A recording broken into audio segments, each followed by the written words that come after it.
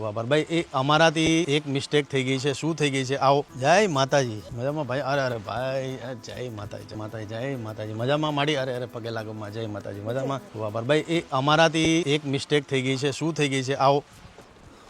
આ ગાયો માટે અમે આ રેમ્પ છે અને આ ગાયો છે એના માટે તબેલો બનાવ્યો હતો જેમાં પંખાની ને બધી વ્યવસ્થા છે. પણ એક ભૂલ એ થઈ ગઈ કે ગાયોનો જે આ તબેલો છે જેમાં અમે આ કોબાવાળું રાખ્યું છે અને કાલે અમદાવાદ હતો અને અમદાવાદમાં અમારા વિજયભાઈ મુંડવા ભરવાડ છે એટલે ભરવાડને તો વધારે ખબર હોય એટલે એમણે એવું કીધું કે તમારો એક મેં વિડીયો જોયો હતો અને એ વિડીયોની અંદર તમે ગાયો માટે સરસ મજાનો તબેલો બનાવો છો. તબેલો બનાવો બહુ સારી વાત કહેવાય. સારી વાત એ છે કે તમે ધાબાવાળો તબેલો બનાવ્યો છે પણ એમાં એક ભૂલ એ છે કે તમે આ કોબા આજે સિમેન્ટનો કોબો તમે રાખો છો તબેલાની અંદર તો ગાયોના જે આંચળ હોય છે એ આંચળ અહીંયા ઘસાય છે ને જેના લીધે ગાયો બીમાર પણ પડે છે, હેરાન પણ થાય છે. એટલે શક્ય હોય તો તમે ભોગાવો રેતી નાખો. અહીંયા ગાયોને રેતી વધારે ગમે છે જેમાં બેસી રહી ગાયોને ઠંડક રહી છે એટલે એમનું સજેશન છે. સજેશન હું ઓલવેઝ માન્ય રાખું. આજે રેતી છે ને જય ગાય માતા. આ પહેલું તગારું ગાયો માટે. જય હો ગૌ મૈયા. ગાય અને ભેંસ છે જેને આ ભોગાવા રેતીની અંદર બેસવાની મજા આવે છે એને જે ખંજવાળ આવતી હોય તો ખંજવાળવાની પણ મજા આવે. આ ભોગાવા રેતીની અંદર બેસાડી દે. પૂજા પછી કરશું. પહેલા ગાય અને ભેંસ છે એને અંદર લાવીએ જેથી કરીને એમને કેવું લાગે જોઈએ.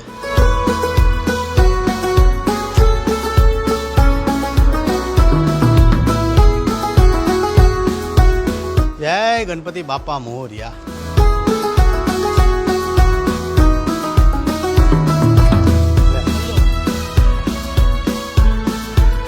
મસ્ત ગાય અંદર બેઠી છે. હવે પૂજા કરી લઈએ.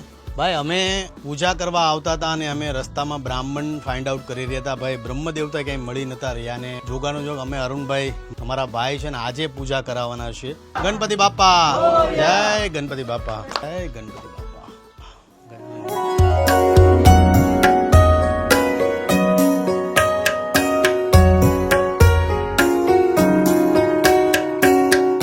મહિનાની સતત મહેનત બાદ આજે સુરત જિલ્લાનું વેવલ ગામ છે, સિણધઈ અને વેવલ આ બે જગ્યા પર ઘર બનાવવાની શરૂઆત કરી હતી. સતત 2 મહિના કામ કર્યા પછી આજે ઘર બનીને તૈયાર છે. આ ઘર છે જેમાં ટોટલ 4 લોકો રહેવાના છે અને સાથે એમના ભેંસ અને ગાય પણ રહેવાના છે. આ સરસ મજાની પાળી છે. આપણે શરૂઆત કરીએ. અહીંયા પરિવાર બેસી શકશે અને આ જે જગ્યા છે આ ઓસરી છે જેમાં અમે આ એક સ્ટ્રક્ચર આપવાની કોશિશ કરી છે. 2 રૂમ છે અને આ જગ્યા છે. મોટી ઓસરી છે. આ તમે ઝૂંપડું જોવો છો. 2 મહિનાથી અહીંયા સતત રહેતો હતો પણ આજે માતાજીની કૃપાથી એમનું ઘર બનીને તૈયાર છે. આપણે ઘર અંદરથી જોઈએ કે ભાઈ ઘર અંદરથી અને બહારથી કેવું છે. બહાર આપણે જોઈ લીધું છે. હવે અંદર જઈએ. જેવા તમે અંદર આવશો એટલે આ ઘર છે, કિચન છે. આ 2 સેટી છે અને 2 પલંગ છે અને આ કિચન છે. કિચનની અંદર ગેસ છે, પાણીની સુવિધા છે. આખો અનાજ કરિયાણાનો સામાન તમે જોઈ શકો છો. ગેસ છે અને બીજું મારું પોતાનું બ્રાન્ડ ખજૂરભાઈ શુદ્ધ સિંગ તેલ. મેં તમને કીધું ને કે આર્થિક રીતે તમે મને અહીંયા સપોર્ટ કરશો એટલે ગુજરાતમાં એક પણ મકાન કાચું નહીં રહેવા દઉં. કામ બોલે છે મારું અને કામ કરવામાં બિલીવ કરું છું એટલે હંમેશા હકથી કહું છું કે તમે મને સપોર્ટ કરવા માંગતા હો, પ્રેમ આપવા માંગતા હો તો મારું ખજૂરભાઈનું શુદ્ધ સિંગ તેલ મારું પોતાનું બ્રાન્ડ છે. એક જ બ્રાન્ડ છે મારું પોતાનું તેલમાં. એક જ બ્રાન્ડ છે અને આવનારા સમયમાં ખજૂરભાઈ મસાલા, ખજૂરભાઈ ચા, ખજૂરભાઈ ઘી એને પણ સપોર્ટ કરજો. પણ આ એક બ્રાન્ડ છે અને વટથી કહું છું કે આને સપોર્ટ કરશો ને એટલે આવનારા સમયમાં આમ જો ભૂકા કાઢી નાખે એક પણ ઘર બાકી નહીં રહેવા દો. અને જે જરૂરિયાતમંદ છે એવા લોકો માટે આપણે દોડવાનું છે. અને આ પાછળ તમે જુઓ આ બધી અમારી ભેંસો છે. આ તમે જો પેલા આ લોકોની પરિસ્થિતિ કેવી હતી અને અત્યારે મસ્ત અહીંયા રહે છે. હવે તમને અંદર બહારથી બતાવું. બીજા રૂમમાં આવશું એટલે આ બીજો રૂમ છે. તમે સીલિંગ જોઈ. આ પ્રોપર પીઓપી દર વખતે કંઈક નવું કરીએ છીએ. આ 2 સેટી છે. બંને ભાઈ બહેન અહીંયા રહી શકે છે. માતા પિતા બાજુમાં રહી શકે છે એવી રૂમની વ્યવસ્થા છે. કલર તમે જો એવરી ટાઈમ કંઈક નવું કરવામાં બિલીવ કરું છું. જેવા તમે બાથરૂમમાં આવશો એટલે આ બાથરૂમ છે. આ વખતે બાથરૂમની સાઇઝ અમે મોટી રાખી છે. બાથરૂમ અને ટોયલેટ બંને જોઈન્ટ રાખ્યું છે અને મોટું છે. હું પોતે એવું માનું છું કે ટાઇલ્સમાં સિલેક્શન બેસ્ટ હશે એટલે તમારું ઘર આપોઆપ સારું લાગે છે. ટોટલ ધાબુ આ વખતે અમારું બહુ મોટું હતું કારણ કે ઓસરી છે, પાછી 2 રૂમ છે અને સાથે સાથે અમારો તબેલો છે મોટો ગાયો માટે એટલે પ્યોર ધાબાવાળો તબેલો. બીજું ખાસ કે ગુજરાતમાં હવે એવો સમય આવી ગયો છે કે પહેલા પતરાના શેડમાં ગાય છે, ભેંસ છે કે કોઈ પણ લોકો રહી શકતા હતા પણ હવે અલગ થઈ ગઈ છે. આવનારા સમયમાં હવે ધાબાવાળી ગૌશાળા કે ધાબાવાળા તબેલા બનાવશું આપણે એટલે બહુ સારું રહેશે. એટલા માટે ખાસ એ વાતને ધ્યાનમાં રાખીને સરસ એક ગાયો માટે તબેલો બનાવ્યો છે. આ તમે અંદરથી તબેલો જોશો કેટલા શાંતિથી બેઠા છે. આ તરુણ જો આ બાજુથી બારીમાંથી તરુણને જોવે છે.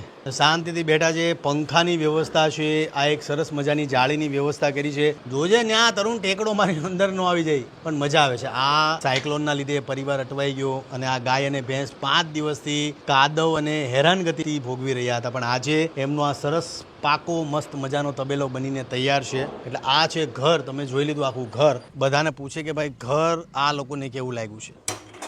ગણપતિ બાપ્પા દબાઈને અંદર નાખ. હા બસ. અમારી રિદ્ધિબેન, આર્યનભાઈ અને એમના માતા પિતાનું ઘર બનીને તૈયાર છે. આપને ખબર છે બધાને કે ભાઈ જ્યારે સિંધઈમાં વેવલમાં વાવાઝોડું આવ્યું હતું ત્યારે એમના ઘરની પરિસ્થિતિ કેવી હતી. આખું પરિવાર ખૂબ હેરાન હતું અને જ્યારે નાનકડી રિદ્ધિ છે 10મું ધોરણ ભણે છે અને એના ઘરની બનાવવાની તૈયારી શરૂ કરી હતી. આજે ઘર બનીને તૈયાર છે. પરિવાર ખૂબ દુઃખી હતો. ગાય ભેંસ એમની કાદવમાં હતી અને આજે સરસ મજાનો તબેલો એમનો બનીને તૈયાર છે અને આજે એમનું ઘર, આજે આખો પરિવાર ખૂબ રાજી છે. રિદ્ધિ ઘર તારું બની ગયું? પેલા અમારું ઘેર તો નિહારું અને હમણાં બહુ સરસ બની ગયું, મજાનું. કેવું પેલા તો બહુ દુખી, એટલે અમે દુખી એટલે તો 200 રૂપિયા કાઢીને જઈને અમે ઘેરમાં લાવીને ખાઈએ, પણ અમારું કોઈ બીજું થાય નહીં. એમ કાં જઈએ, કાં શું કરીએ અમે? એટલે પછી અમે જે થાય તે ભગવાનને કેમ કે હવે તમે જે કરો તો સાચું એમ. ને હવે બહુ મજાનું સારું ઘેર બની ગયું. બનતા બી અમે બનાવી શકીએ ને તોય આ ઘરની બની શકતી તેવું આજે બનીને પરિવાર રાજી છે. અને તમામ લોકોને કહું છું કે જીવનમાં તમારી આજુબાજુમાં જે પણ જરૂરિયાતમંદ લોકો એને સપોર્ટ કરો, પ્રેમ આપો. મારો પોતાનો બ્રાન્ડ છે ખજૂરભાઈ શુદ્ધ સિંગ તેલ. ખાલી તમે આને સપોર્ટ કરશો ને તો યાદ રાખજો, આમ જો કોઈની જરૂર નથી. તમામને કહું છું કે તમે સપોર્ટ કરશો, પ્રેમ આપશો અને તમારા ઘરના રસોડામાં ખજૂરભાઈ શુદ્ધ સિંગ તેલ લેશો ને એટલે આવનારા સમયમાં ગુજરાતમાં એક પણ એવું ઘર નહીં હોય જેને હું કાચું રહેવા દે. પાકા ઘરની ગેરંટી આપું છું. હરેક લોકોને કહું છું કે વટથી કામ કરું છું, ભાવથી કામ કરું છું અને બોલ બચ્ચનમાં નથી માનતો. જે કહું છું એ કરીને બતાવું છું. આ મહેનત કરું છું. પોતાના પરિવારને મારી પોતાની યુવાની આપી દીધી. મારું આ જે ઘર છે તમને કેવું લાગ્યું જરૂરથી સજેશન આપજો, કારણ કે સજેશન એટલા માટે લેવાનું કહું છું કે હું કંઈક નવું કરવામાં બિલીવ કરું છું. તો સપોર્ટ કરતા રહેજો. જય માતાજી, જય શ્રી કૃષ્ણ. આશીર્વાદ આપી દો તમે. જય માતાજી. મળીએ કાકા. જય માતાજી. આ તો હરેક વખત કહું છું કે ભાઈ કોઈ પણ એરિયામાં કામ કરતા હોય, શરૂઆતમાં અહીંયા વેવલ છે, સિંધઈમાં વાવાઝોડામાં બધા આમ તૂટી પડ્યા હતા સેવા કરવા કે ભાઈ આમ તૂટી જ પડવું છે. 4-5 દિવસ અઠવાડિયા પછી બધા ગયા, એક માણસ દેખાય નહીં. પણ આ તમે જુઓ અમારી ટીમ છે, સતત આ લોકો અહીંયા હતા. મહેનત કરવામાં અમે બધા આટલા લોકો, આ જેટલા લોકો તમે જોવો છો, સતત અમે બધાએ મહેનત કરી છે, રાત દિવસ જાગ્યા છે, ત્યારે આ લોકોનું ઘર બનીને તૈયાર થયું છે. અને ઘર બનાવવું ને એ કોઈ નાની માના ખેલ નથી. ક્યારેક બનાવીને જુઓ તો ખબર પડે. મળીએ છીએ આપણે. જય માતાજી. એક સાથે બધા બોલશું જય માતાજી, જય શ્રી કૃષ્ણ.